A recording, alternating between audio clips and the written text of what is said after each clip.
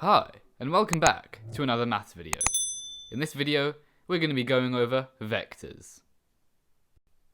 Vectors describe movement from one place to another. You've probably heard of vectors in physics, and they're basically the same thing here.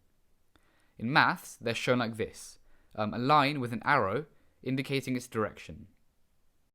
Say we wanted to represent a vector that went from point A to point B, like the one shown here. There are three ways of showing this in maths. The first way is to write the start point, so A, and then the end point, B. So let's do that, A, then B, and then draw a little arrow overhead, pointing to the right. So say instead we wanted to go from point B to point A. This wouldn't be right. Instead, our start point would be B, and our end point would be A. And again, we draw a little arrow overhead. The second way is to name this vector. Usually in the exam, the vector has a name. So let's call it lowercase a. We take that letter, write it down, and underline it. So that would be the same thing as this. The third and final way is to, again, take the letter and make it bold. So draw over it a couple times, or something like that. But, as is evident, it's not very clear, quite messy, so I'd suggest sticking with these two. But any of these three is acceptable in the exam. Now, one key thing we need to recognise is that it doesn't matter how we get from point A to point B. All that matters is that we, get to point B. So, instead of going this straight way, we could go to the right, then up, to the right, up, to the right, up, and then up. That direction would still get us from point A to point B, and so that would still be the same as A. Similarly, we could go up to the left, up, right, right. And that, again, because it's getting us from point A to point B, is still the vector A. Vectors can also be shown using columns. So, if we take this example here with the vector A, we can see that there are many, many ways to get from point A to point B. But for now, let's just focus on the simplest way, which is to move to the right 3 and up 4. To show this as a column, all we do is draw some big brackets and then write a 3 on top and a 4 on the bottom. This 3 on top shows the change in the x-axis. So we're moving to the right 3, which means it's a +3 or just, a regular 3. And the bottom part shows the change in the y-axis. And again, we can see that through moving up 4. So this column right here would represent this vector A. Now, remember when I said that this route that we just did is the same as this route, or any other route that takes us from point A to point B? Well, we can prove that using columns. So, we've just done this route. Now let's take this route, for example. So, our first step is to move to the right 1. So let's just draw some big brackets. So we move to the right 1. So that's a change in the x-axis by 1. So that's a +1. Next, we move up 1. So that's a change in the y-axis by +1. Next, we move to the right 1 again. So that's +1 on the x-axis. Then we move up 1 again. So again, that's +1 on the y-axis. Then again, we move to the right 1. That's +1 here. And then we move up 2 on the y-axis. That's +2 right here. And that is our vector. So if we total that up, we get 1 + 1 + 1, which is 3. And then 1 + 1 + 2, which is 4. So as you can see, this vector and this vector are the same, meaning that this and this is the same, meaning that they both represent the vector A. So now that we understand how vectors work, we can start doing some questions. So here, we're being asked to find the vector xz. Now, we know that from before, there are many ways we can get from x to z, but the diagram only gives us two possible routes. Either we go from x to y to z, or we go directly from x to z. Now, going straight is obviously the easiest route, but we can see that the straight route doesn't have a letter, so we can't go that way. Our only other option is to traverse this long path. Now, when we go through this path, we can see that we pass through the vectors a and b. So we can write the vector xz using a and b. So that would be a underscore plus b underscore, right? Because these two are vectors. And it's a plus because we're going through a and then b to get from x to z. Now let's do the same question, finding xz with a small yet significant twist. I've reversed the arrow on vector b. So now when we try to write xz in terms of a and b, we can no longer write it as a underscore plus b underscore. And that's because we're now not going through a and then b, right?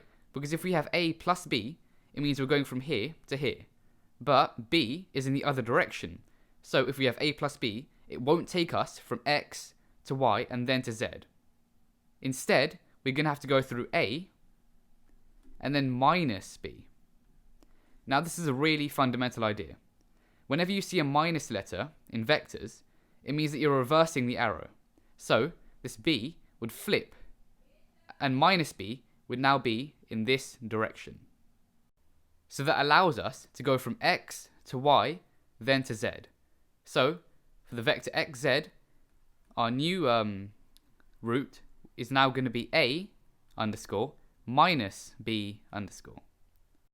Another thing you need to know, apart from minus vectors, is multiplying vectors. If I multiply this vector a by 2, what do you think is going to happen? Well, it's just like multiplying a normal number. We add a vector a onto vector a, so we get 2a. So, see how that works? If we take a and multiply it by 2, we get 2a. And that's fairly straightforward, right? On to the next one. Let's now do some questions.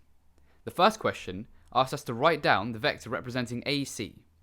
So, as you can see, the easiest way to get from A to C would be to go from A to B, and then from B to C. So we can write it down like this. A to B, with an arrow on top, plus B to C, again with an arrow on top. However, writing AB and BC on their own is not enough. We need to write these in terms of the lowercase vectors, so lowercase a and lowercase b. That is, after all, the reason they're there. So, AB can be written as A, right? Because the arrow takes us straight from point A to point B, which is the vector A. So we can write AB as A. BC, on the other hand, can't be written simply as B, because the arrow is pointing from C to B, not from B to C, which is the direction we want. So, to get from B to C, we need to flip the arrow. And to do that, as you should hopefully remember, we write minus B. So minus B causes us to flip the arrow, making the direction this way. And that allows us to get from B to C. So BC can be written as minus B. And that gives our final answer of the vector AC as A minus B. However, we have forgotten something.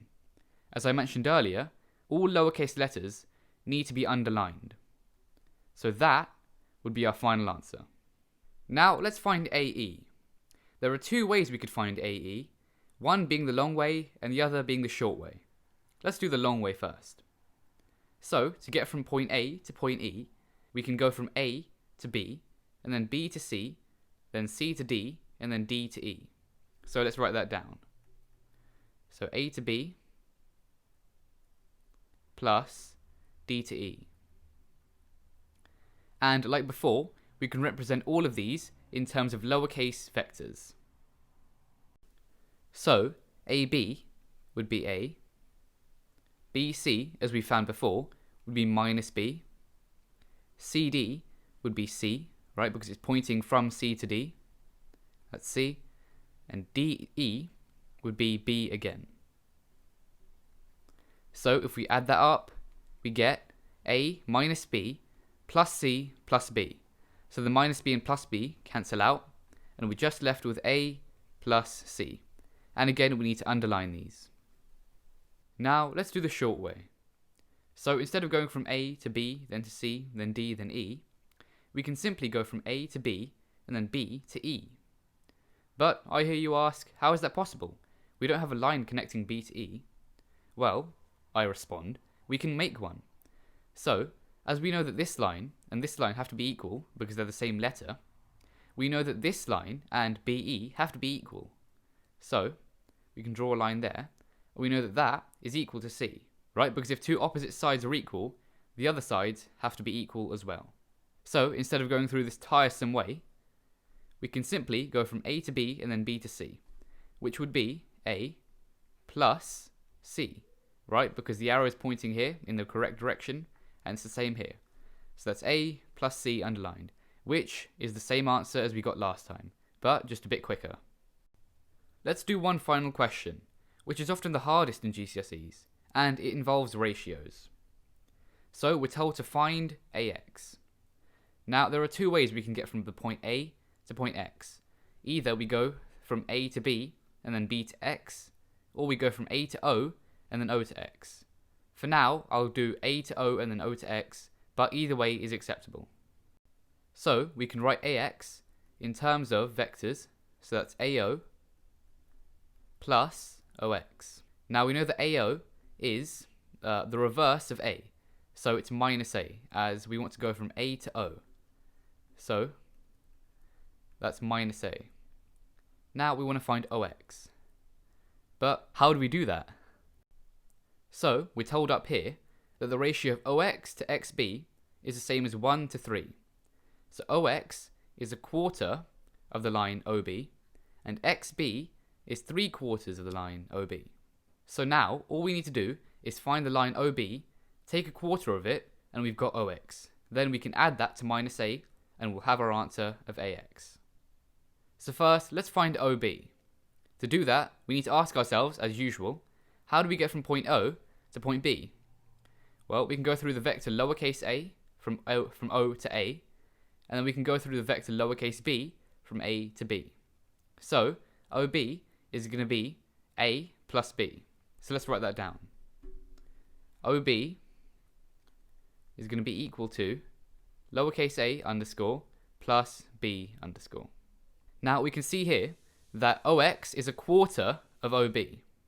So let's find that. OX is going to be a quarter of OB, which is A plus B.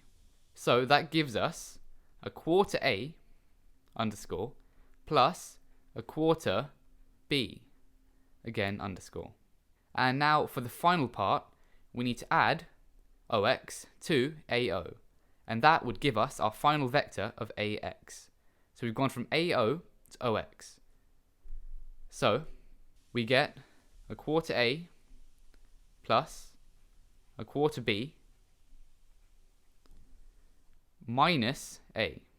So this is AO and this is OX. Let's now add this, and our final answer is going to be minus 3/4 A underscore plus 1/4 B. And there you have it. Pretty simple, right? Once you get the hang of it, it'll be easy. So, thank you for watching another splendid video. If you liked it, please do like, subscribe and share. Thanks, and I'll see you in the next one.